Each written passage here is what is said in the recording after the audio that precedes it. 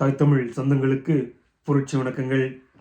நாம் தமிழர் கட்சியின் வரலாற்றை, நாம் தமிழர் கட்சி கடந்து வந்த பாதை, நாம் தமிழர் கட்சியின் உறுதித்தன்மை, நாம் தமிழர் கட்சி மக்களுக்கிடையே பெற்றிருக்கும் நம்பிக்கை, இதையெல்லாம் உற்று கவனித்து அதன் வளர்ச்சியின் சான்றாக நிற்கும் வாக்கு வங்கி ஒவ்வொரு தேர்தலையும் அதிகரித்து வருகிறது. அதுதான் மக்கள் கொடுத்த சான்று. நாங்கள் உங்கள் பக்கம் நிற்கிறோம்.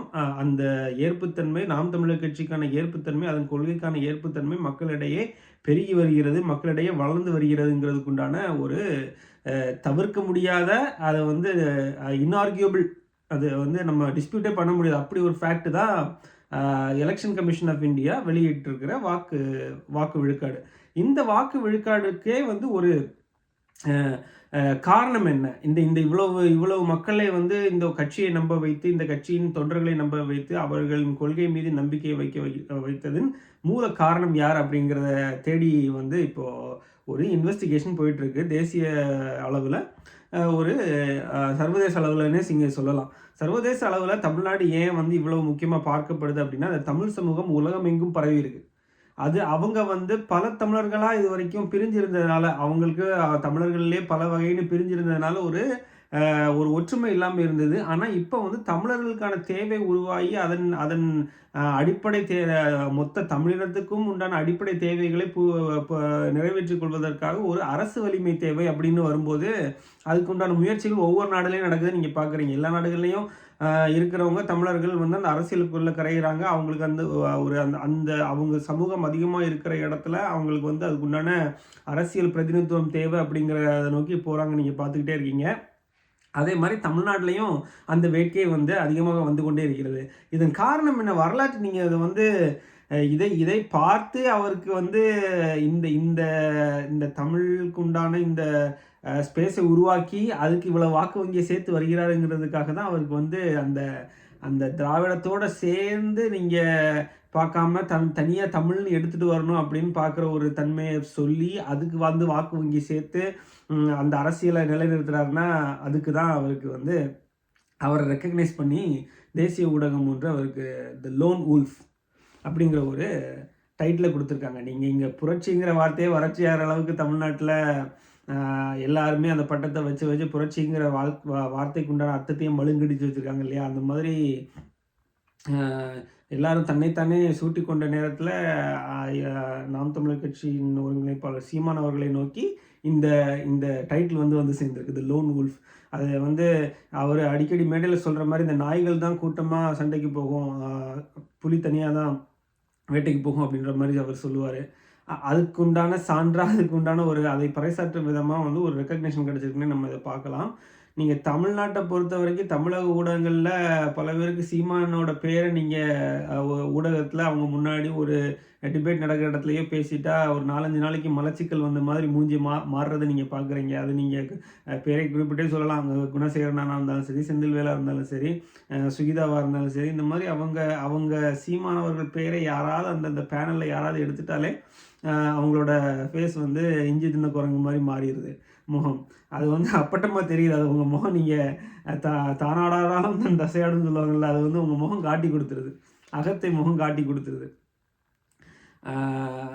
அவங்க அந்த மாதிரி பண்ணுறது வந்து என்ன ரொம்ப அப்பட்டமாக தெரியுது இல்லை? ஸோ அதெல்லாம் அதை கவனித்து வர்ற மக்கள் ஒரு கம்யூனிட்டி இருக்காங்க. இப்போ வந்து ஆன்லைனில் ஒரு மிகப்பெரிய ஒரு புரட்சி வந்து தொழில்நுட்ப புரட்சி. நீங்கள் இன்னொரு விஷயம், நீங்கள் இந்த இடத்துல இந்த தொழில்நுட்பம், நீங்கள் நாம் தமிழர் கட்சி வளர்ச்சிக்கு காரணமாக இருக்கிறதே வந்து இந்த தொழில்நுட்பம் அதில் எவ்வளோ ஒரு பங்கு வகிக்குதுன்னு நீங்கள் பார்க்குறீங்க. ஆனால் நாம் தமிழர் கட்சியை மக்களிடையே வந்து ஒரு வளர்ச்சிக்கு எதிரான கட்சின்னு கட்டமைக்கிறாங்க இல்லையா? அதை விட ஒரு வேடிக்கையான விஷயம் எதுவுமே கிடையாது.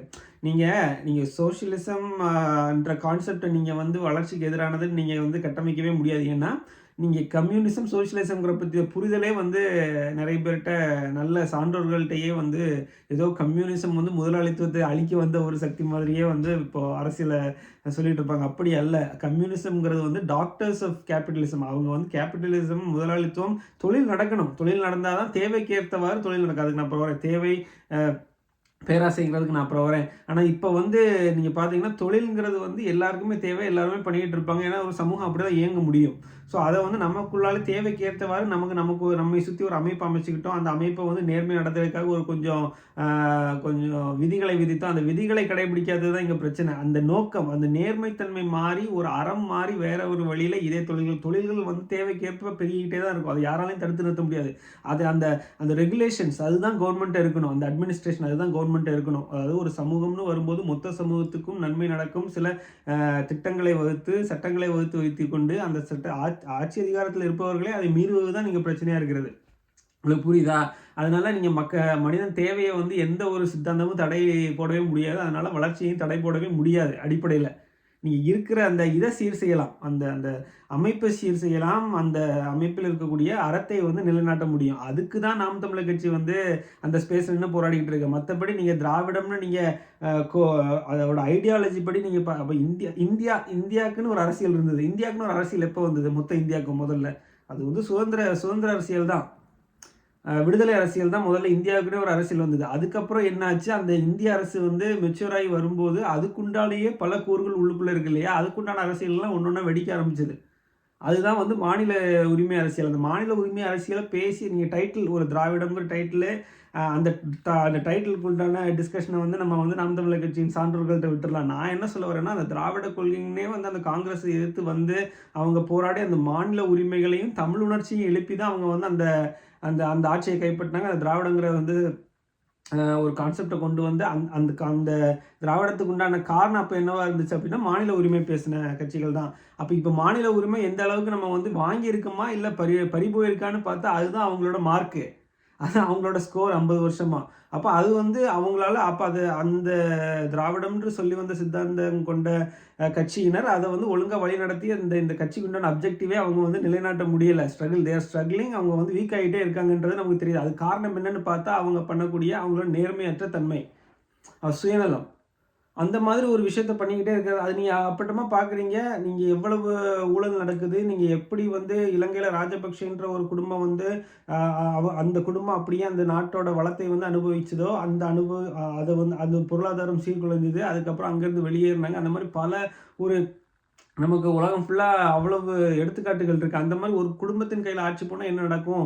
போக போக ஏன்னா எல்லா தலைமுறையும் ஒரே மாதிரி இப்போ நீங்க ஸ்டாலின் பரவால்ல. நீங்க வந்து ஒரு அட்மினிஸ்ட்ரேட்டிவ் கெப்பாசிட்டி உள்ளவர். அதுக்கப்புறம் வரக்கூடிய தலைமையில இந்த மாரி ஒரு ஒரு ரொம்ப மோசமான ஒரு தலைமை. ஏன்னா ஒரு அ ஒரு என்ன சொல்றது? ஒரு வீக் லீடர்ஸ் மாரி அந்த கிளான்ல இருந்தே வந்துட்டாங்கன்னா, அவங்களோட இதுல வந்துட்டாங்கன்னா, நமக்கு வந்து பெரிய பிரச்சனை ஆகும்ல. ஸோ அதனால தான் இது வந்து ஜனரஞ்சகமா இல்லங்கிற ஒரு குற்றச்சாட்டு நம்ம வந்து வைக்கிறோம். ஒரு விமர்சனத்த வைக்கிறோம். இதுக்கெல்லாம் மாற்றா தனியா இதுக்குள்ள கலந்துராம தனியா நிக்கிறதுக்குன்னு ஒரு ஃபோர்ஸ் வேணும்ல. அத வந்து நம்ம வந்து ரெகக்னைஸ் பண்ணணும்ல. தமிழ்நாட்டுல இத வந்து நீங்க ஆளுங்கட்சி, எதிர்க்கட்சியின் முன்னாள் அமைச்சர்களின் அனுகூலங்களை சம்பாதிக்கிறதுக்காகவே வந்து நீங்க ஊடகம் நடத்துறீங்க. ஊடகத்துல வந்து நீங்க விவாதங்கள் எடுப்பீங்க. அந்த அந்த லைன தான் நீங்க பண்ணுவீங்க அப்படின்னா, நீங்க நான் ஒரு மக்களுக்காக என்ன செயல்பட போறீங்க? அந்த அறத்த தான் நீங்க ஊடகத்துக்குன்னு ஒரு அறம் இருக்கு. அந்த அறத்த வந்து நீங்க கடைபிடிக்கணுங்கிறது தானே நம்ம நம்ம கோரிக்கையா இருக்கு. நீங்க இப்ப மணி அவர்கள்லாம் நீங்க பார்த்தீங்க அப்படின்னா, நீங்க எவ்வளவு அ ஒரு அ என்ன சொல்றது? நீங்க சீமான் அவர்கள உட்கார வச்சு நீங்க கூட்டணிய பத்தி பேசுறீங்க. அங்க பத்தி அவ்வளவு வந்து உங்களுக்கு ஒரு நம்மட்ட சிரிப்பா சிரிக்கிறீங்க. நீங்க அதுக்கப்புறம் இப்ப வந்து சீமான் அவர்களை வந்து நீங்க அவ்வளோ தூரம் ம மட்டமா நீங்க பிரெடிக்ட் பண்றீங்க. ஆனா ஃபேக்ட்ஸ வந்து நீங்க மறுக்கிறீங்க. நீங்க இருக்கிற தரவுகளை பேசாம உங்கள் எண்ணங்களையும் நீங்க ஆசைப்படுறதையுமே சொல்லி சொல்லி அது வந்து ரொம்ப அன்னாயிங்கா இருக்கு பார்க்குறதுக்கே. அது உங்களுக்கு கேப்ரியல் உங்கள அத வந்து சொல்லுவாருன்னு நெனைக்கிறேன். நீங்க அந்த ஃபேக்ட்ஸ் ஏன்னா, அவரு அத ரொம்ப டீசென்ட்டா மறுப்பாரு. பட் நம்ம சொல்ல வேண்டியது நம்ம சொல்லிருவோம். இதே மாரி தான் மத்த மத்த ஊடகங்கள்லயும் இதே வேலையா தான் எல்லாரும் பண்ணிக்கிட்டு இருக்காங்க. இத நீங்க எல்லாரும் பார்த்துட்டு இருப்பீங்கன்னு நெனைக்கிறேன். ஆனா வந்து நமக்கு ஊடகத்த விட மக்களிடம் போய் சேர வேண்டிய தேவை தான் நெறையா இருக்கு. அதனால மக்களை நோக்கி செல்லலாம். வாழ்க வளமுடன்.